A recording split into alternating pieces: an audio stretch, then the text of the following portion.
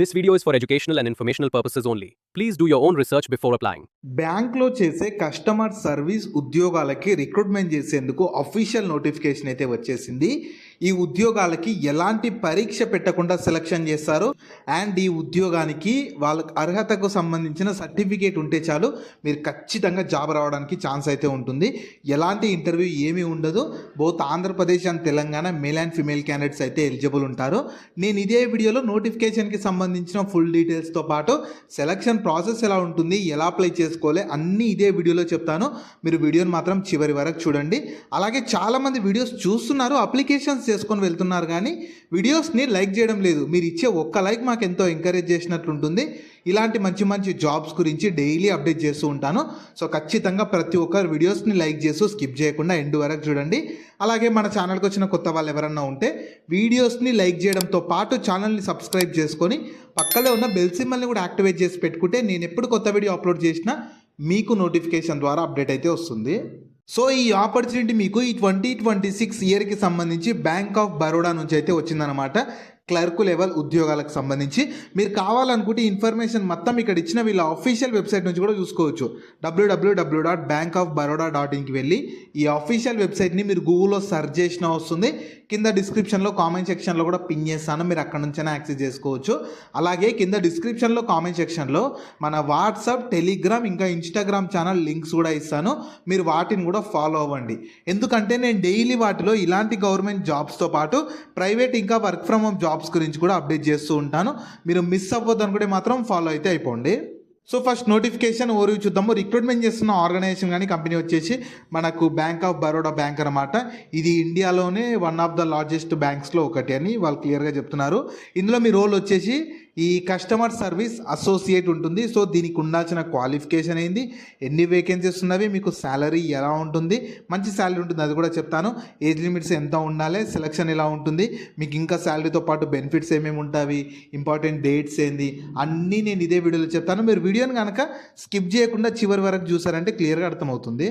Next ఉండాల్సిన age limit వచ్చేసి ప్రతి ఒక్కరికి 1 ఏప్రిల్ 2026 కల్లా మినిమం 20 ఇయర్స్ ఏజ్ ఉండాలి. మ్యాక్సిమం ఏజ్ జనరల్ వాళ్ళకి 28 ఇయర్స్ ఉన్న అప్లై చేసుకోవచ్చు. ఎస్సీ మన జనరల్ ఈడబ్ల్యూఎస్ వాళ్ళకైతే రిలాక్సేషన్ ఉంటుందంటే 5 ఇయర్స్. సో 5 ఇయర్స్ రిలాక్సేషన్ కలుపుకొని అప్లై చేసుకోవచ్చు. అదే ఎస్సీ ఎస్టీ వాళ్ళకైతే 10 ఇయర్స్ రిలాక్సేషన్ ఉంటుంది, 38 ఇయర్స్ ఉన్న అప్లై చేసుకోవచ్చు. ఓబీసీ నాన్ క్రిమిలేయర్ వాళ్ళకైతే ఏకంగా 8 ఇయర్స్ రిలాక్సేషన్ ఉంటుంది, 36 ఇయర్స్ ఉన్న అప్లై చేసుకోవచ్చు. ఇలా కేటగిరీని బట్టి ఏజ్లో ఇండియన్ గవర్నమెంట్ రూల్స్ ప్రకారం రిలాక్సేషన్ కూడా కల్పిస్తున్నారు. నెక్స్ట్ మీకు శాలరీ ఎలా ఉంటుందంటే ఫస్ట్ సెలెక్ట్ అయిన వాళ్ళకి బేసిక్ పేనే 24,050 నుంచి 64,480 వరకు ఉంటుంది. కాకపోతే ఇది మీకు పే స్కేల్ ప్రకారం బేసిక్ పే ఉంటుంది. దీనికి అదనపుగా మీకు అలవెన్సెస్ ఉంటాయి. ఏమేమి ఉన్నాయంటే డిఏ ఉంటుంది, డిఎన్ఎస్ అలవెన్స్, దాని తర్వాత హెచ్ఆర్ఈ హౌస్ రెంట్ అలవెన్స్, దాని తర్వాత మీకు మెడికల్ ఉంటుంది, మెడికల్కి సంబంధించిన అలవెన్సెస్ ఉంటాయి. ఇలా చాలా అలవెన్సెస్ ప్రొవైడ్ చేస్తారు. సో మంచి శాలరీ కూడా పొందవచ్చు. కాబట్టి అర్హత ఉంటే మాత్రం క్లియర్గా మీరు నేను వీడియోలో చెప్తాను అర్హత ఏందని చెప్పి, అర్హత ఉంటే మాత్రం అస్సలు మిస్ చేసుకోకుండా ఆపర్చునిటీని యూటిలైజ్ అయితే చేసుకోండి. సో ఈ ఆపర్చునిటీ మీకు యాక్చువల్గా స్పోర్ట్స్ కోటా కింద అయితే రిక్రూట్మెంట్ చేస్తున్నారు. అంటే మీకు ఖచ్చితంగా ఇప్పుడు నేను చెప్పబోయే స్పోర్ట్స్లో సర్టిఫికేట్ కూడా ఉండాలి, క్వాలిఫికేషన్తో పాటు సర్టిఫికేట్ కూడా ఉండాలి. చెప్తానండి. ఫస్ట్ మీకు కొన్ని స్పోర్ట్స్ ఇచ్చారు. ఒకటి క్రికెట్ ఉంటుంది. క్రికెట్లో 2 టైప్స్ ఉన్నవి.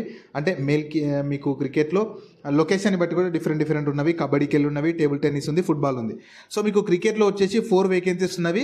అందులో ఒకటి బ్యాట్స్మెన్కి ఉంటుంది. అంటే మీరు మీకు మీ స్పెషాలిటీని బట్టి ఇందులో జాబ్స్ ఉంటాయి అనమాట. 1 స్పిన్నర్ ఆల్రౌండర్కి ఉంటుంది, ఒకటి ఫాస్ట్ బౌలర్కి, ఒకటి ఫాస్ట్ బౌలర్ ఆల్రౌండర్. తర్వాత క్రికెట్లోనే ఇంకా వేరే లొకేషన్లో మీకు 5 ఉంటాయి. దీంట్లో ఆల్రౌండర్కి ఒకటి, బ్యాట్స్మెన్కి ఒకటి, లెఫ్ట్ ఆర్మ్ స్పిన్నర్కి ఒకటి, 2 ఫాస్ట్ బౌలర్స్కి ఉంటాయి. తర్వాత కబడ్డీలో మీకు డిఫెండర్స్కి ఉంటాయంటే రైడర్స్కి కూడా ఉంటాయని చెప్తున్నారు. డిఫెండర్స్లో left, right, centre, left, right, కార్నర్కి, అలా టోటల్ 4. తర్వాత రైడర్స్లో లెఫ్ట్, రైట్కి, అలా టోటల్ 6 వేకెన్సీస్ ఉన్నాయి. కబడ్డీలో మీకు ఇంకా వేరే లొకేషన్లో ఫీమేల్స్కి మేల్స్కి సపరేట్గా ఇచ్చారు. 5 వేకెన్సీస్ ఉన్నవి. డిఫెండర్స్లో సేమ్ మీకు లెఫ్ట్ సెంటరు, రైట్ సెంటర్ ఒకటి, లెఫ్ట్ కార్నర్ ఒకటి, రైడర్స్లో లెఫ్ట్ ఒకటి అని ఇచ్చారు. దాని తర్వాత టేబుల్ టెన్నిస్లో మీకు ఒక వేకెన్సీ ఉంది. ఇది 1 ప్లేయరు సింగిల్స్ అండ్ డబుల్స్లో ఉండాలి. టేబుల్ టెన్నిస్లోనే మీకు ఇంకో లొకేషన్ నుంచి సింగిల్ ప్లేయర్ ఉంది. ఫుట్బాల్లో అయితే మిడ్ఫీల్డర్స్కి 3 ఉన్నవి, గోల్ కీపర్కి 1 ఉంది, డిఫెండర్స్కి 2 ఉన్నవి, ఫార్వర్డ్స్కి 2. ఇలా టోటల్ మీకైతే 30కి పైగానే వేకెన్సీస్ కోసం రిక్రూట్మెంట్ చేసేందుకు ఈ నోటిఫికేషన్ అయితే రిలీజ్ చేస్తారు. ఖచ్చితంగా స్పోర్ట్స్ సర్టిఫికేట్ ఉండాలి. ఇప్పుడు నేను చెప్పిన స్పోర్ట్స్ సర్టిఫికేట్ ఖచ్చితంగా ఉండాలి. అవి ఎక్కడెక్కడ మీరు రిప్రజెంట్ చేసి ఉండాలో కూడా చెప్తాను. ఒకవేళ ఇప్పుడు ఈ వీడియో చూస్తున్న వాళ్ళకి స్పోర్ట్స్ క్వాలిఫికేషన్ లేకపోయినా సరే మీ ఫ్రెండ్స్ అండ్ ఫ్యామిలీ మెంబర్స్లో ఎవరు ఉంటారో వాళ్ళకి మాత్రం షేర్ చేయండి, చాలా యూజ్ అవుతుంది. సో క్వాలిఫికేషన్ చూడండి, మీకు ఫస్ట్ జనరల్ క్వాలిఫికేషన్ ఏముండాలంటే ఏదో ఒక డిగ్రీ పూర్తి చేసుకుని ఉండాలి. మీరు డిగ్రీ కానీ బీటెక్ కానీ బీఫార్మసీ ఏదో ఒక డిగ్రీ పూర్తి చేసుకుని ఉండాలి. దాని తర్వాత స్పోర్ట్స్లో మీకు కొన్ని టైప్స్ ఇచ్చారు, అంటే 4 టైప్స్ ఆఫ్ స్పోర్ట్స్ రిప్రజెంటేషన్ ఇచ్చారు. సో ఫస్ట్ ఎవరికి ప్రిఫరెన్స్ ఇస్తారంటే రిప్రజెంటెడ్ స్టేట్ కానీ యూటీని కానీ కంట్రీ కానీ నేషనల్ కానీ ఇంటర్నేషనల్లో ఇప్పుడు నేను ఇంతకుముందు చెప్పిన స్పోర్ట్స్ ఉంటాయి కదా, వాటిని రిప్రజెంట్ చేసి ఉండాలి, వాళ్ళకి ఎలిజిబుల్ ఉంటారు. లేదా స్పోర్ట్స్ ఇంకా మీకు మెడల్ విన్నర్ అయి ఉండాలి. జూనియర్ నేషనల్ ఛాంపియన్షిప్లో కానీ, Khelo India youth games above 18లో కానీ, వింటర్ గేమ్స్లో కానీ, పారా గేమ్స్లో కానీ మీరు మెడల్ విన్నర్ అయినా ఎలిజిబుల్ ఉంటారు. లేదా Khelo India university games or school federation of India గేమ్స్లో మీరు మెడల్ విన్నర్ అయినా ఎలిజిబుల్ ఉంటారు. దాని తర్వాత మీకు represented university in inter university tournaments conducted by inter university sports board ఉంటుందిగా, దాంట్లో మీరు యూనివర్సిటీని రిప్రజెంట్ చేసినా ఎలిజిబుల్ ఉంటారు. సో ఇలా ఇంతకుముందు చెప్పిన స్పోర్ట్స్ ఉండి, డిగ్రీ ఉండి, ఇక్కడ ఇచ్చిన స్పోర్ట్స్ క్వాలిఫికేషన్లో ఏదో ఒకటి ఉంటే చాలు మీరు ఈ నోటిఫికేషన్కి ఎలిజిబుల్ అయితే ఉంటారు. నెక్స్ట్ మీకు సెలక్షన్ ప్రాసెస్ ఎలా ఉంటుందంటే ఫస్ట్ షార్ట్ లిస్ట్ స్క్రీనింగ్ చేస్తారు. మీరు ఎలిజిబులా కాదా, మీ ఎలిజిబిలిటీ క్రైటీరియా, స్పోర్ట్స్ క్రెడెన్షియల్స్ అన్నీ చూసి షార్ట్ లిస్ట్ చేస్తారు. దాని తర్వాత ఫీల్డ్ ట్రయల్స్ ఉంటాయి మీకు డిజైన్డ్ వెన్యూస్లో, అంటే కొన్ని సెలెక్టెడ్ వెన్యూస్ ఉన్నవి, అక్కడ వాటిని బేస్ చేసుకొని షార్ట్ లిస్ట్ చేసి డాక్యుమెంట్స్ అన్నీ వెరిఫై చేసి ఫైనల్ సెలెక్షన్ మాత్రం మీ ఫీల్డ్ ట్రయల్స్లో ఇంకా స్పోర్ట్స్ అచీవ్మెంట్స్ని బేస్ చేసుకొని మీకు ఫైనల్ సెలెక్షన్ ఉంటుంది. ఎలాంటి ఎగ్జామ్ ఏమీ ఉండదు.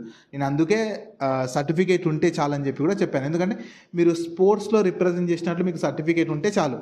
దాదాపు చాలా తక్కువ ఉంటారు కాబట్టి ఉన్న వాళ్ళకి జాబ్ రావడానికి ఎక్కువ చాయిస్ ఉంటుంది కాబట్టి నేను అందుకే కాంపిటీషన్ కూడా చాలా తక్కువ ఉంటుంది. సర్టిఫికేట్ కూడా ఉంటే చాలని చెప్పి థంబ్నెయిల్ అయితే మెన్షన్ చేశాను. నెక్స్ట్ మీకు ఇంపార్టెంట్ డేట్స్ వచ్చేసి 22 ఏప్రిల్ 2026 నుంచి అప్లికేషన్స్ స్టార్ట్ అయిపోయినాయి.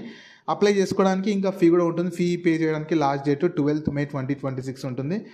మీరు అప్లై చేసుకున్నాక మీరు ఎలిజిబుల్ కాదని చెప్పి వాళ్ళు షార్ట్ లిస్ట్ చేసి ఫీల్డ్ ట్రయల్స్కి సంబంధించి మీకు ఈమెయిల్ ద్వారా లేదంటే వీళ్ళ అఫీషియల్ వెబ్సైట్ ద్వారా డేట్స్ అప్డేట్ చేస్తామని చెప్తున్నారు.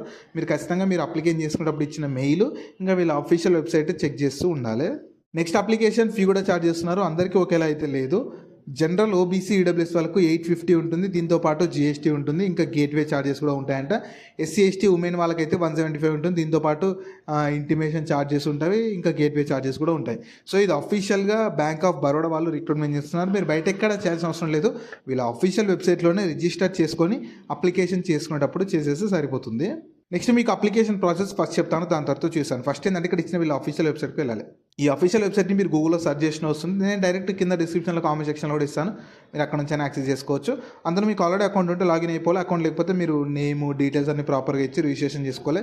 తర్వాత ఫోటో సిగ్నేచర్ డాక్యుమెంట్స్ అడితే అది కూడా ఇచ్చేసాక కేటగిరీని బట్టి ఫీ వస్తుంది, అది కూడా చేసేసి లాస్ట్కి సబ్మిట్ చేశాక మీకు అప్లికేషన్ సబ్మిట్ చేసేట్లు ఫామ్ వస్తుంది కదా, దాన్ని ప్రింట్అవుట్ తీసి పెట్టుకోండి. మీకు ఫర్దర్గా డీవీ అప్పుడు కానీ ఫర్దర్ సెలక్షన్ అప్పుడు యూజ్ అయితే అవుతుంది.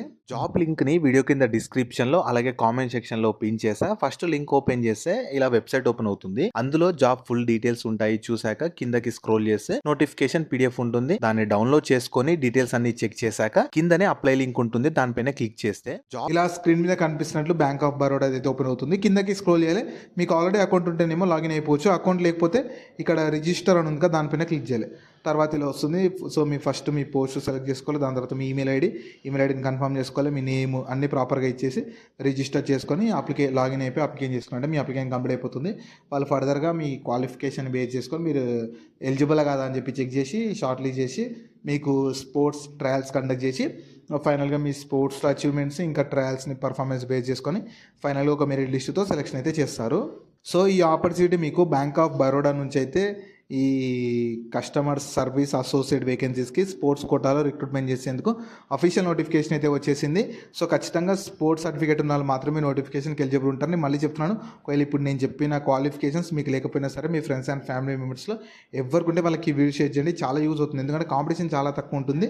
స్పోర్ట్స్ సర్టిఫికేట్ ఉన్న వాళ్ళు చాలా తక్కువ ఉంటారు కాబట్టి కాంపిటీషన్ కూడా చాలా తక్కువ ఉంటుంది. కాబట్టి అర్హత ఉంటే మాత్రం అవకాశాన్ని వదులుకోకండి. సో వీటికి సంబంధించిన లింక్స్ అన్ని వీడియో కింద డిస్క్రిప్షన్లో అలాగే కామెంట్ సెక్షన్లో పిన్ చేసా చూడండి. అలాగే మీ ఫ్రెండ్స్ అండ్ ఫ్యామిలీ మెంబర్స్ అందరికి కూడా షేర్ చేయడం మాత్రం మర్చిపోకండి. మీకు జాబ్స్ గురించి ఎలాంటి డౌట్స్ ఉన్నా సరే కింద కామెంట్స్లో అడగండి, నేను ప్రతి కామెంట్కి రిప్లై అయితే ఇస్తాను.